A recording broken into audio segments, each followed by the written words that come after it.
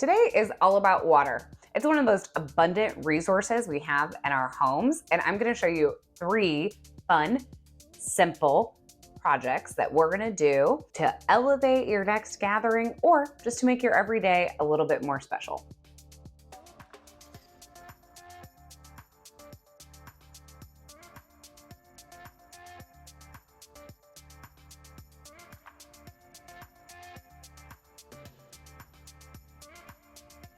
One of our projects is going to involve infused water.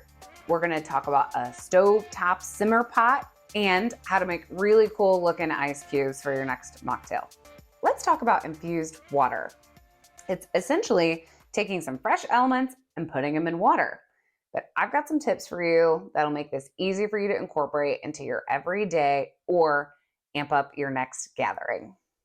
We're going to talk about one of my favorite combinations, orange and thyme. I think they complement each other really well. I think thyme is kind of an underrated herb, but the beauty of this is you can use just about any fruit and just about any herb.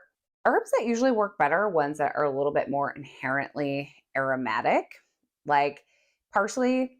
I'm not super excited about that in my water.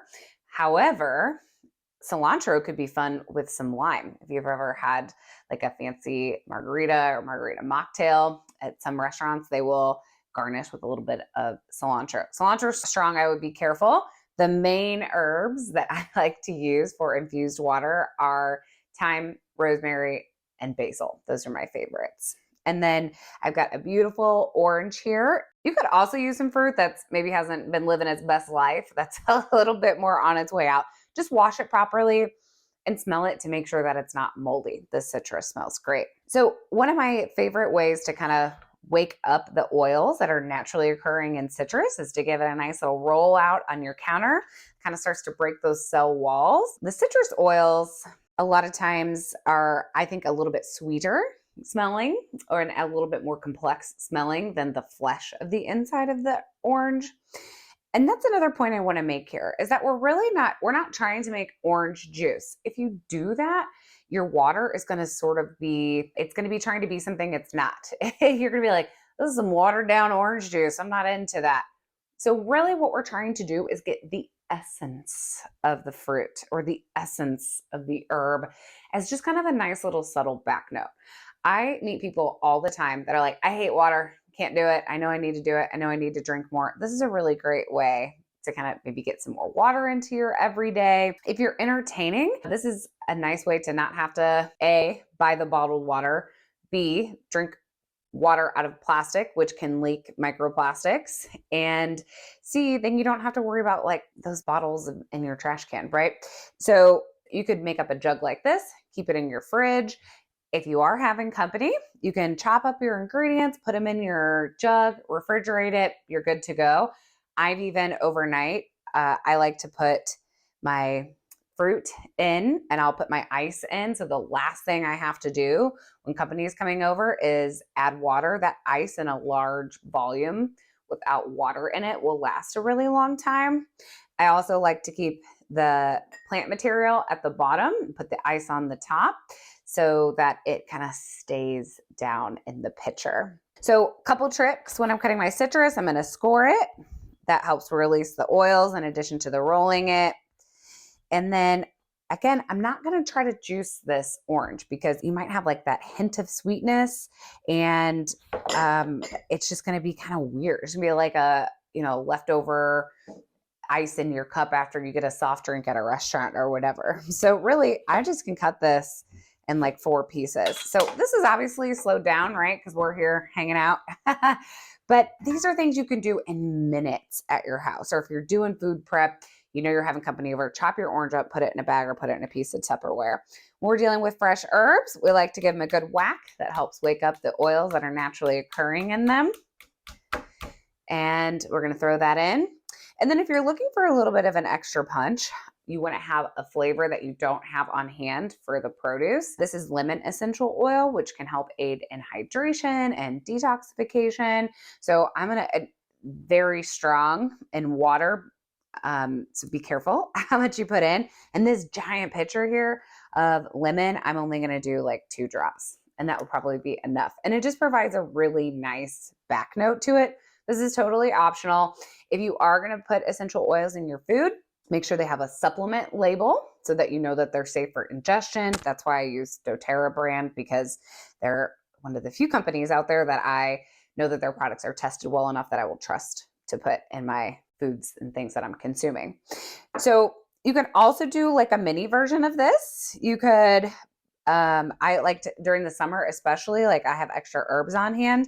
I'll put some herbs and they like chop a piece of orange off here and like put a piece of orange. I'll fill this up. I'll cap them. I'll put them in the fridge. And then I have fresh, delicious infused water on the go. So you could also keep this big old pitcher in your fridge throughout the week. So essentially what we're doing, maybe getting a fresh element, whether that is citrus, you can use berries, you can use watermelon, fresh herbs. We want to make sure we wake them up, whack them on the counter before we put them in. This would keep in the fridge prepared like this for days and days and days. Infused water, I feel like, is at its prime about a day after it's been infusing, and then best usually consumed within about 3 days. It's not going to harm you, but the water really starts to break down the fruit and kind of can get fleshy and get a little bit weird. So it's not going to hurt you to drink it probably like up to a week after. It just might not taste as good. So usually best consumed after you've put water in it within 24 to 48 hours. You can make, and I do recommend making your pitcher up at least probably like 6 hours ahead of time of your guests. If you don't have time to do that, just add more produce and that can help kind of get it ready faster for you. So I hope you found those tips for infused water helpful. What's so special about a simmer pot? I'm sure you've seen recipes for these all over the internet. You take some fresh ingredients, you take some water, you get it going on the stove, and you have a potpourri for your house.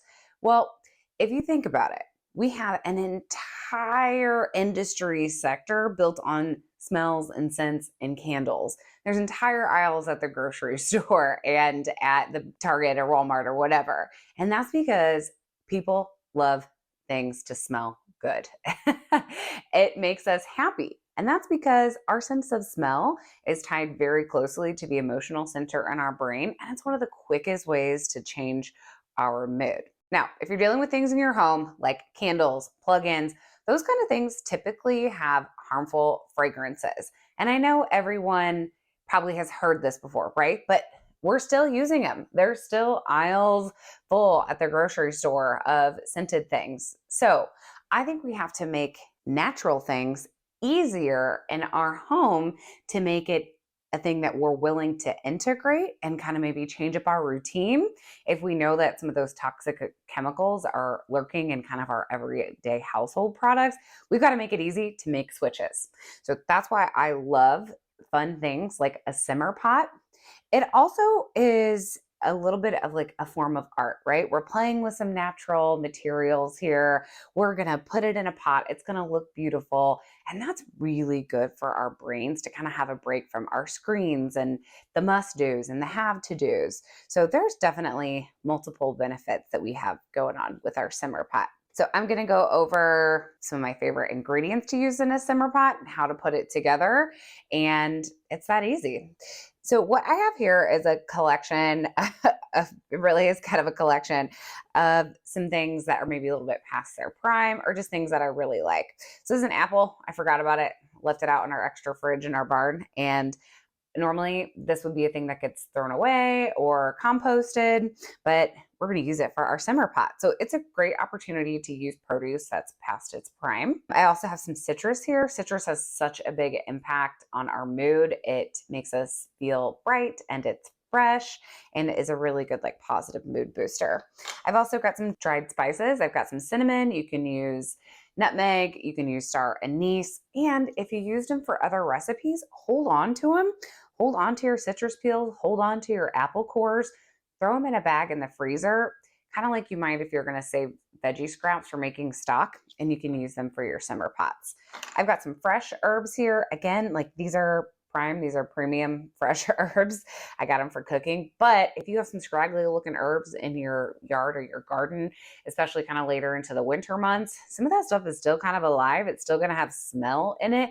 Might not look the best, but who cares? You're putting it in a pot. I've got some branches here from our frasier fir Christmas tree, and I'm going to try this for the first time this season. I have some dried flowers that I just couldn't let go of.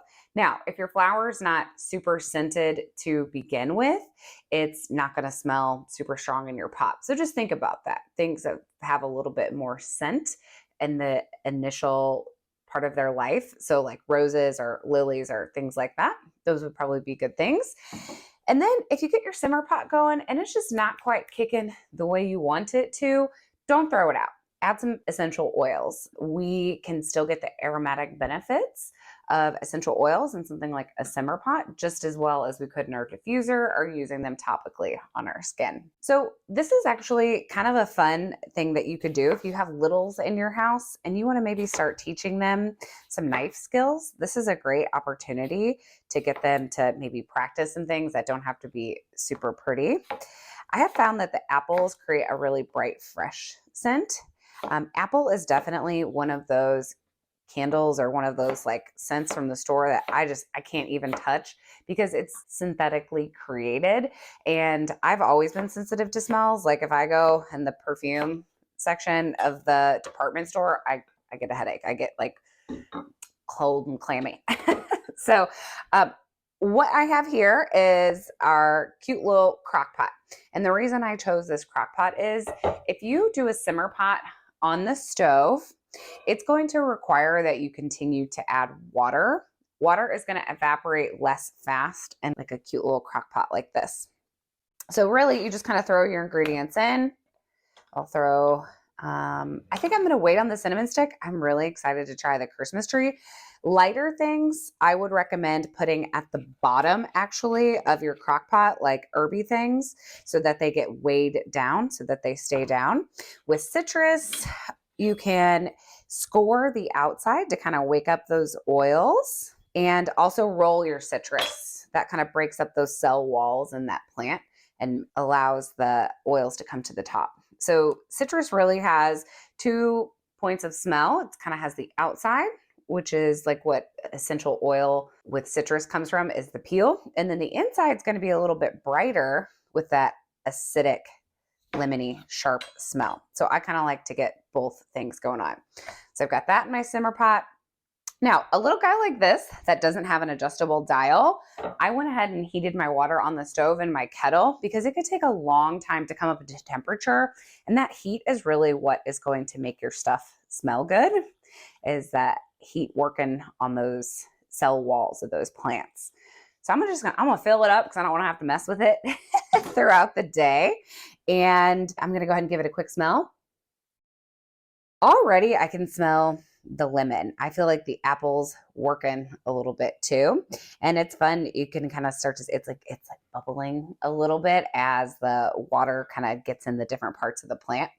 I'm also gonna add a drop of the Douglas fir essential oil.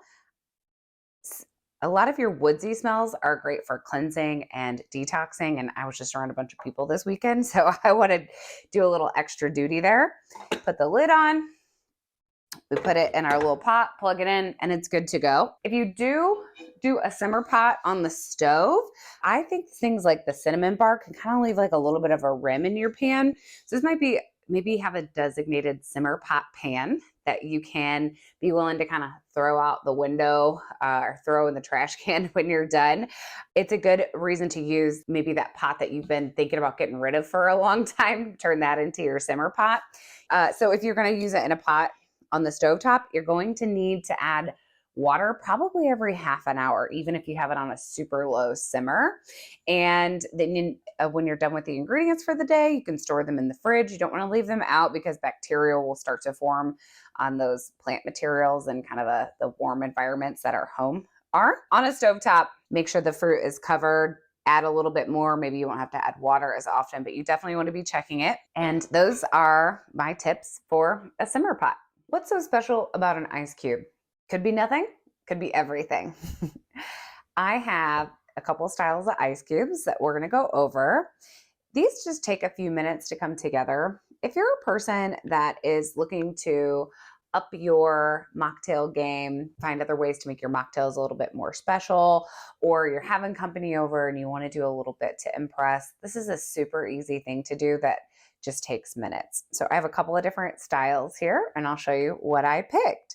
So my first batch, I did an experiment with distilled water and with regular tap water. So we're going to go over those really quickly. So this is my distilled water. It's clearer and my tap water is a little bit foggier. I have a well system, and so there's more calcium and there's more minerals. Overall, I have not been able to find a way to get a crystal clear ice cube yet. I've experimented a lot over the years. If you know how to do that, let me know. I'm definitely interested. One of the main reasons, if you are kind of like me and you have a well system, that I would choose the distilled water over the tap water is because the minerals sometimes can kind of accumulate on the ice cube and kind of can create a little bit of a film in your glass, and that's not always super cute. So just regular ice cubes, that's pretty on its own. Adds a little bit of a special flair. I also like to use fresh herbs in mine. So this one, I did thyme in it, and I kind of tried to do like a little bit of a cross pattern. So I have a cross here and a cross here. And then you can also just do a little swirly with this fella. So he just kind of swirled around. Either way, just adds a little bit of something. It might not be the first thing people notice when you hand them their drink, but it's subtle and it's kind of nice. And then for you at home, it's a way to use up herbs and make your drink feel a little bit more special. I also have some dyed ice cubes. Now, this is where I get excited with the dyed ice cubes. I think they're so fun. So here I have tart cherry and I have an orange beet juice. And I just use like a tiny little splash in each of these. And what I think is fun is that, like, looking here, we kind of have like reddish tones, and it'll be fun to see how they turned out differently here. So this is my orange beet. And what's cool about the orange beet is the orange is like heavier probably than the beet, and it kind of settled a little bit. So I have just like a touch of an ombre effect going on here. And then this is the tart cherry juice. You can really use these just as kind of like dye. They're really not going to add a ton of flavor to your drink. So, and then this one, we have like another moody sort of like amber brown.